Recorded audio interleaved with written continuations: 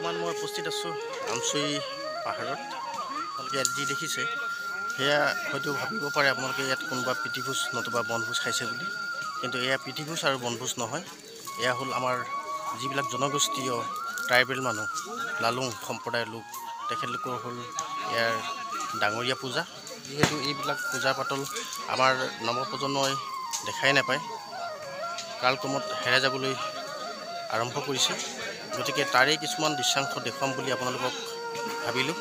সেয়েহে আপোনালোকৰ বহুমূলীয়া সময়কণ দি মোৰ ভিডিঅ'টো চোৱাৰ বাবে সকলোকে ধন্যবাদ জনালোঁ।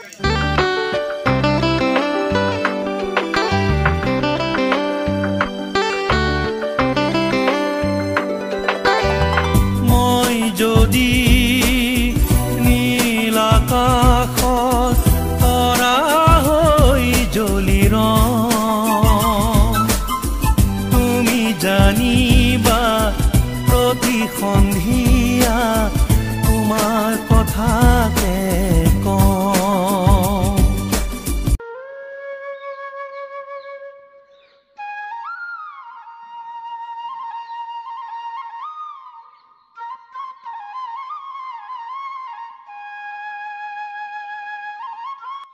পূজাটো যে পাতিছে আজি মানে এই পূজাটোৰ আপোনালোকৰ কি নাম পূজাটো?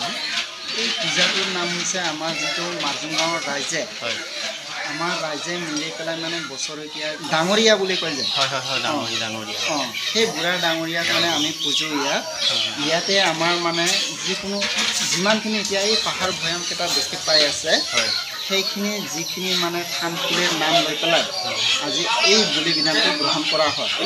ইয়াত এই বলি বিধানৰ নামত আমাৰ থানটো প্ৰায় 117টামান যিকেইটা থান আছে, সেইকেইটা যিটো শিৱকুণ্ডৰ পৰা ধৰি পেলাই আৰু এইয়া আপোনাৰ বুঢ়া বামুণ গোসাঁই সেই ঠাইলৈকে মানে ধৰি এই বলি বিধানটো দিয়া হয়। মানে বছৰৰ কাৰণে ৰাইজৰ মংগল হওক বুলি মানে সেইখিনি মানে আমি অন্ধবিশ্বাস নিচিনাই আৰু সেইটো হয়। ডাইৰেক্টটো আমি দেখোৱা যিটো আমাৰ পৰম্পৰা ককা আজোৰ দিনৰ পৰা, সেই পৰম্পৰাটোৱে মানে আজিলৈকে আমি গ্ৰহণ কৰি আহিছোঁ। সেয়েহে বছৰৰ মূৰত 3বাৰ মানে ইয়াত আমি পূজা পাতলটো দিওঁ। সেনেকুৱা ইয়াত কিমান ঘৰ মানুহে পূজা কৰে? ইয়াত আমাৰ আপোনাৰ 76 ঘৰ ন? হয়। ইয়াত ধৰক আপোনালোকৰ এতিয়া মুৰ্গী যিবিলাক থাকিলে, মুৰ্গী প্ৰত্যেক ঘৰৰ পৰা আহেনে? প্ৰত্যেক ঘৰৰ পৰা মুৰ্গী আনিব। সেই মুৰ্গীটো যেতিয়া আপোনাৰ হালাল কৰে, ডিঙিটো ছিগি নিদিয়ে, ডিঙি কাটি পেলাই আগফালে দিব। সেইটো কি ধৰণত পৰে সেই মুৰ্গীটো, নে চিট খাই পৰে নে এই পাখিৰ লগত মাথাটো সোমাই দিয়ে, সেইটো চাব। যদি পাখি যদি আমাৰ মাথাটো সোমাই দিছে ৰাইট ছাইডত, তেনেহ'লে ৰাইজৰ কাৰণে অসুবিধা। আৰু যদি এই মাথাটো যদি বাওঁ ছাইডে যদি পাখিত যদি সোমাই দিছে, তেনেহ'লে কাৰোবাৰ ঘৰত যি কাবত ক'ব সেইটো। তাৰপিছত এই পেটুকাটো পিছফালে খুলি পেলাই, সেইটো পেটুকাত মানে এনেকুৱা জইন থাকে, সেইটো চাই যদি বাওঁফালে যদি এইটো ফাটি যায়, তেনেহ'লে ৰাইজৰ ফালৰ পৰা গৃহস্থ ঘৰত কাৰোবাৰ ঘৰত মানে কিবা এটা অসুবিধা মংগল দেখাব পাৰে। আৰু যদি সকলোৱে যদি ভাল সেইখিনি জেগা, তেনেহ'লে ৰাইজৰ কাৰণেও ভাল আৰু গৃহস্থৰ কাৰণেও ভাল। সেইটো মানে সেইকাৰণে ঘৰে পুতিয়ে মানে এটা এটা মুৰ্গী দিব লাগে। গাহৰিটো আপোনাৰ যিটো এইটো বৰথান, এই বৰথানৰ পৰা সেইটো আপোনাৰ নদী এটা পাৰ হৈ, নদী মানে এয়া ঝুৰি এটা পাৰ হৈ তাতে মানে গ্ৰহণ কৰিব। এয়া বাঘ ৰজা বুলি কয়। সেই বাঘ ৰজাটো হৈছে আপোনাৰ দুৰ্গা দেৱীৰ লগত যিজনে থাকে, এয়া আপোনাৰ সিংহ, সেইজনৰ কাৰণে মানে আমি বলি দিয়া হয়। বাঘৰ কাৰণে সেইটো আমি বৰ ৰজা বুলি কওঁ জংঘলত। আমি কেতিয়াবা মানে ক'ৰবাত জংঘলত যাওঁ, খৰিত যাওঁ, মাছত যাওঁ বা কিবা শাক পাচলিৰ কাৰণে যাওঁ, সেই তেতিয়া মানে অসুবিধাত নপৰক বুলি, অপায় অমংগল নহ'বৰ কাৰণে সেইটো আমি বলি বিধান কৰোঁ। সেই গাহৰিটো আৰু এটা ঢেকেৰা চৰাই এইটো পখৰাটো লৈ পেলাই তাত বলি দিয়া হয় গাহৰিটোৰ লগত। গাহৰিৰ লগত। ইয়াত বাৰু মহিলাবিলাক যে নাহে, ইয়াত কিবা নীতি নিয়ম আছে? মহিলা বুলি কওঁতে আমাৰ যিটো এয়া ডেকা চাওঁ এটা আছে, সেই ডেকা চাওঁত যিটো মানে 3টা খুঁটা আছে মাজত ডাঙৰ ডাঙৰ, চাংদলৈ, চাংমাজি, খুৰুমা, সেই 3টাৰ বিষয়ে মানে আৰু যিটো মানে এই মেইন খুঁটাত মানে আগফালে আমাৰ ছোৱালীবিলাকৰ মানে এটা সেইটো ওপৰৰ যিটো গাখীৰটো মানে বনোৱাই থোৱা হৈছে সেইটো কাৰণে মানে তাত মানে এটা পূৰ্ব যুগৰ পৰাই আমাৰ আজু ককাৰ ফালৰ পৰা তেতিয়াৰ পৰাই মানে সেইটো মানে তাত ছোৱালী মানুহ উঠিব নোৱাৰে সেইটো কাৰণে আৰু ইয়াতো মানে ছোৱালী মানুহ বা মাইকী মানুহ ইয়াত প্ৰৱেশটো নহয় মানে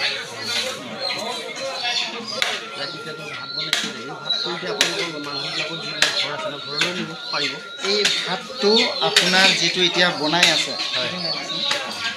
এই ভাতটো ইয়াত যিটো বনাই আছে গাঁৱৰ যিটো আজি 65 ঘৰ আছিলে সেই 65 ঘৰৰ কাৰণে এমুঠিকৈ ভগাই পেলাই তাৰপিছত আৰু এই ছাগলীটো যিটো বলি দিলে সেই বলি দিয়া সেই মাংসটো পিঠাগুড়িত বগা পিঠাগুড়ি বনাব আৰু এয়া কোলা পিঠাগুড়ি সেই কোলা পিঠাগুড়িটো আপোনাৰ মানে নিমখ জুতি চাব পাৰিব আৰু বগাটো আপোনাৰ নিমখটো জুতি চাব নোৱাৰে সেইটো ভগৱানৰ প্ৰসাদ এই তাত বলি দিয়া জেগাতে মানে সেইটো আখেৱা কৰিব সেইটোৰ কাৰণে মানে এই বগা পিঠাগুড়িটো আমি জুতি চাব নোৱাৰোঁ নিমখ যিটো দিলোঁ সেইটোৱে আৰু নিমখটো দিম আৰু সেইটো সেনেকুৱা আৰু এতিয়া মদটো দেখিছে এইটো আমাৰ যিটো হাঁচলাও বুলি কয় ন চুলাইমতো ইয়াত আহিলে চুলাইমত নাহে এইটো অকল অকল এয়া পহনটো আহিব এয়া বগা কাৰণ এই বগা মদটো মানে এই লাও কেইটামান দেখি আছে আপুনি তাত বুলি কয়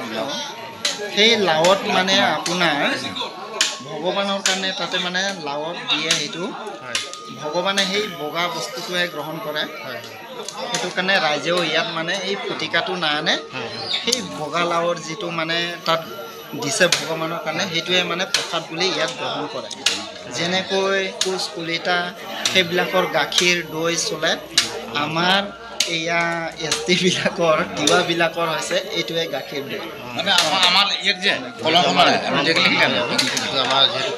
যিটো আমাৰ আজু ককাৰ পৰা যিটো পৰম্পৰা সেইটোৱে আজিলৈকে আমিও সেইটোৱে গ্ৰহণ কৰি আছোঁ ভাল লাগিল বহুত ন কথা জানিম বাৰু ন আচ্ছা য'ত ধৰক আপোনাৰ বলি দিব তাতো যাব পাৰিব এতিয়া আপোনালোকক দেখুৱাই থাকিম আপোনালোকে ভিডিঅ'টো চাই থাকক এতিয়াও বহুত বাকী আছে গতিকে আপোনালোকক যিমান পাৰোঁ দেখুৱাবলৈ চেষ্টা কৰিম কি পূজা হয় এইটো মানে আমাৰ কথা হ'ল কি প্ৰকৃতিৰ লগতে আমাৰ গোটেই জীৱনটোতো গতিকে প্ৰকৃতিৰ প্ৰত্যেকটো বস্তু কিবা এটা অলৌকিক শক্তি আছে বুলি আমাৰ এটা ধাৰণা যে আজি আমি এইটো বনৰ ৰজা মানে জীৱৰ ভিতৰত মানে শ্ৰেষ্ঠ গতিকে তেওঁ কিছুমান এনেকুৱা কিছুমান শক্তি আছে যে তাৰ লগত বাকী জন্তুৰ তুলনা নহয় সেইকাৰণে তেওঁকো আমি মানে ভগৱানৰ এটা অংশ হিচাপে সন্মান দিওঁ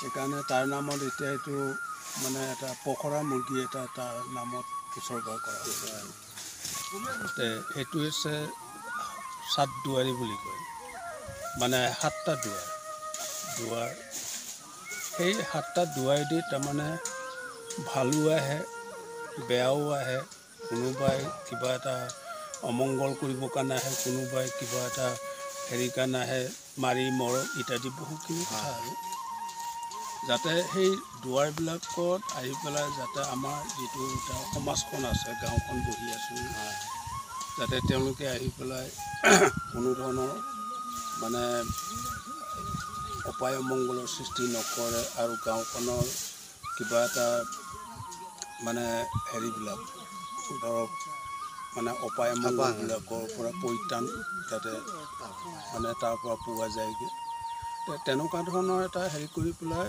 মানে ভালো আহে বেয়াও আহে মানে ভালখিনি গাঁওখনত আহক বেয়াখিনি যাতে বাহিৰলৈ গুচি যায়গৈ গতিকে 7 দুৱাৰী বুলি কয় 7খন দুৱাৰ তাৰমানে 7খন দুৱাৰেদি তাৰমানে বহু কিছুমান অপায় অমংগল মাৰি মৰক বা কিছুমান মানে এইটো মংগলো আহে ভাল চিন্তা চৰ্চা কৰা তেনেকুৱা ধৰণৰ শক্তি কিছুমান আহি পেলাই গাঁৱত প্ৰৱেশ কৰে যে সেইবিলাক যাতে ভাল আৰু বেয়া দুইটাৰ পৰা যাতে গাঁওখনৰ কোনো যাতে অপায় অমংগল নহওক বিধি মানে বাধা বিঘিনি নহওক সেইটো বছৰেকৰ মূৰত তেওঁলোকক মানে উপাসনা কৰি পেলাই তাৰ নামত এটা গাহৰি এটা বলি দিয়া হয়।